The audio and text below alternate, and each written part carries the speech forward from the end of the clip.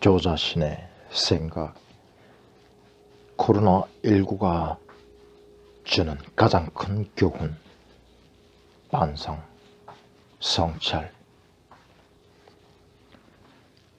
이렇게 우린 할 수 없을 때, 그때의 그 일상이 너무나 소중했음을 깨닫게 된다. 한없이 평화로운 일상이 계속될 것만 같았지. 강제 멈춤이 지속되고 있다. 이대로 맹놓고 마냥 백신이 나오기만 하염없이 기다려야 하는가? 우리가 할 일이 그것밖에 없는가? 여기서 우리는 뭔가 하나라도 배워야 한다. 삶의 전면적 전환, 삶의 의식의 전면적 전환이 필요하다. 위험을 기회로 무조건 연결시켜야만 한다. 그렇게 하지 못한다면 이 미중유의 사태, 많은 사람들의 삶을 나락으로 버리고 있는 이 사태가 얼마나 허무할까. 지금 보면 주식시장에서는 동학개미라고 해서 이 위험을 10년 만에 오는 대기회라 보고 기회를 잡기 위해 얼마나 집중하고 있는가.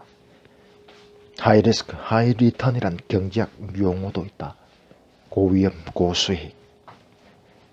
고위험은 곧 고수익.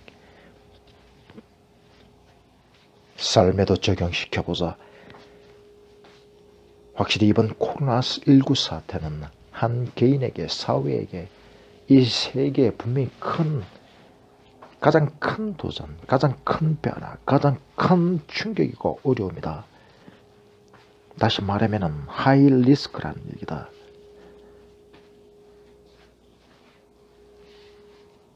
어떻게 배우느냐에 따라 각 개인에게, 사회에게, 세계에게는 큰 기회, 큰 전환점이 될 수도 있다는 것이다. 그러나 한 개인이, 한 사회가, 그리고 이 세계가 과연 무언가를 얻어낼 수 있을지 참 비관적이다. 왜냐하면 뭔가를 통찰하고 더 나은 기회를 얻어내기 위해서는 그 전에 쌓아놓은 것들이 있어야 하는데, 평소에 반성, 성찰하는 자세라든지, 평소에 공부하는 자세라든지, 지식의 축적이라든지 이러한 선행 조건이 없으면 눈앞에 기회가 와도 그냥 흘려보내기 일쑤지, 십상이다. 나는 내 주변에서도 봐왔다. 이 코로나19 사건 말고도 굉장히 직접적인 자기 일생에 아주 큰 사건을 겪고도 다시 깨닫지 못하는 인간의 어리석음을, 아니 인간의 본질을. 내가 아는 어떤 사람은 교통사고를 당해서 죽을 고비를 넘기고 거의 정상적으로 다시 사고 이전으로 돌아왔다. 병상에 누워있던 그 힘들었던 그 시간들 속에서 몸을 움직이지 못하는 강제 멈춤이라는 그 시간들 속에서는 생각을 많이 하게 되고 아마 삶에 대해 많이 고민하고, 그래서 이제 남은 삶이 여분의 삶이다, 두 번째 삶이다 명명하면서 새 삶을 살리라 다짐했었다. 하지만 얼마간의 시간이 지난 뒤 결국 옛날로 돌아갔다. 그렇게 엄청난 사건, 어떻게 보면 하늘이 주신 기회이다. 누구도 가질 수 없는 생과 사를 가를 수도 있는 이 개인적인 경험, 그럼에도 불구하고 옛날로 돌아갔다. 이것이 일상의 무서움, 배우지 않는 자세, 바쁘게 살아가는 것이 진리라고 생각하는 관념들, 생각들, 또 어떤 암에 걸렸다 완치된 분, 내가 알고 있는 어떤 지인의 친구, 그 사람의 얘기를 들어보면은 그분이 살아오면서 그 암이 발생할 수밖에 없는 그 사람의 삶, 그 자신의 삶이 그 암을 만들어낸 것이죠. 암에 걸리고 강제 멈춤당하고 몸을 움직일 수밖에 없는 그런 상태가 되자 역시 그분은 자신의 삶에 대해 성찰하게 되었다고 한다. 강제 성찰이다. 강제 성찰. 이게 문제다. 강제 성찰. 다시는 아웅다웅 돈을 벌기 위해 살지 않겠다는, 죽는데 돈이 다 무슨 소용이냐, 악착같이 돈 벌어서 쓸만하니까 죽게 생겼네. 여기서 다시 살아난다면 다시는 그렇게 살지 않겠다, 즐기면서 살겠다, 그렇게 결심했지만은 결국 그분도 얼마 지나지 않아 옛날로 돌아갔다. 왜 그렇게 되었죠? 결국 평소에 반성 성찰하는 자세, 공부하는 자세, 지식의 축적이 없었기 때문이다.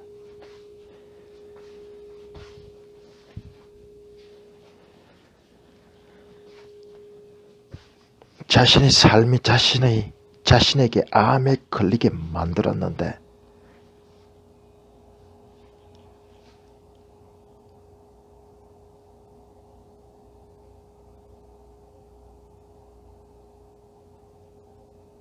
또 그런 삶으로 돌아간다면 그 결과는 자명하지 싶다. 악담이 아니라 그냥 이것은 누구라도 예측할 수 있는 것이다. 코로나19가 과연 우연일까? 누구든 언제든 어떻게 보면 시기의 문제일 뿐 일어날 수밖에 없는 필연이다 라고 나는 생각한다.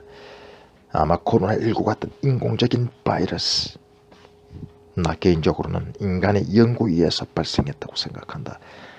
이것은 세계 곳곳에서 암암리에 연구되고 있을 것이다. 인간이란 완벽하지 않기에 언제고 보관 실수, 연구 실수가 발생할 것이고 그때 또 세계적 대재앙이 오겠지. 세계가 오로리 경쟁, 힘의 경쟁, 상대를 무너뜨려야 내가 산다는 힘의 경쟁이라는 그 측면만 보고 달려온 결과가 아닐까 나는 생각한다. 이 필부에 불과한 나도 이런 생각이 떠오르는데 과연 세계는 앞으로 어떠할지. 그러나 기후변화, 이 바이러스 뿐만 아니라 그 이전에 있었던 위기, 기후변화에 대한 작금의 미국의 대처나 각국의 지난 수십 년간의 대처를 보면 앞으로도 반선 성찰은 없어 보인다. 암에 걸린 사람은 가족 내력이 문제이기도 하지만 가장 큰 문제는 생활 방식 아니겠는가. 다시 말해 자신의 생활 방식, 삶의 방식이 자기 몸에 암을 만들어낸 것이다. 이것을 사회 단위로, 세계 단위로 적용해보면 지금 우리 사회의 문제들, 암적인 것들은 이 사회의 삶의 방식이 만들어낸 것이다. 지금 이 세계의 문제들, 암적인 것들은 이 세계의 삶의 방식이 만들어낸 것이다. 암이 어느 날 갑자기 누가 내 몸에 주입한 것이 아니라는 것이다. 암이 어느 날 갑자기 내 몸에 주입한 것이 아니라는 것이다. 돈이 있으면 핵무기를 가지고 세계 1등 무력 국가가 된다 한들 다 무슨 소용인가. 지금처럼 자가 격리되고 각국이 통제되고 한 발자국도 못 나가는데 그래봤자 돈 없는 자들보다 좀 더 맛있는 음식 먹는 것밖에 더 할까. 경제적 자유를 얻기 위해 다른 모든 것을 희생하며 달려왔지만 결국 남는 건 격리, 속박, 억류이다. 힘의 경쟁 끝에 남는 건 결국 격리나 속박, 억류란 말이다. 이 작게는 10년, 크게는 100년 만에, 더 크게는 어쩌면 감당할 수 없는 판도라의 상조를 열어버린 것만 같은 이 불길함이 무언가. 다시는 옛날로 돌아갈 수 없을 것만 같은, 어쩌면 남은 생애 동안 평생 코로나에 걸릴지 두려움에 떨면서 마스크를 하며 살아가야 할지도 모른다. 이건 아무도 장담할 수 없다. 진즉에 빨리 깨달을 걸. 왜 언제나 깨달으면 늦는지, 꼭 서 앓고 난 후에 외양간 꽂힐 생각을 하는지. 어찌됐든 살기는 살아야 하므로 다시 정신을 차려본다. 어찌됐든 하이리스크, 하이리트는 진리이다. 그러나 아무에게나 하이리스크, 하이리트는 진리다. 그러나 아무에게나 무조건 하이리스크가 하이리트는 아니다. 소를 잃어서 외양간 꽂힐 생각을 하다가 집 나간 소가 다시 돌아왔다고. 우리 집 외양간은 꽤 괜찮은 외양간이야 하는 그런 합리화는, 그런 자기 합리화 없길 바란다. 소가 만약 다시 돌아왔다면 그것은 어디까지나 우연인 것이다. 아프지만, 정말 아프지만 이건 하늘이 준 기회이다. 무조건 반드시 내 삶이 좀 더 나은 방향으로 가도록 단 하나만이라도 뭔가를 깨닫고 익혀서 코로나19 이전과는 다른 뭔가를 장착해야만 한다. 이것이 코로나19 시대를 살아가는 이들이 해야 할 의무가 아닐까. 멈춰서 생각해보기. 반성과 성찰. 정말 내 삶에 가장 부족했던 것이 뭘까? 아마 그것이 내 삶을 망치고 이 사회를 망치고 이 세계를 망치는 원인이 되었을 것이다.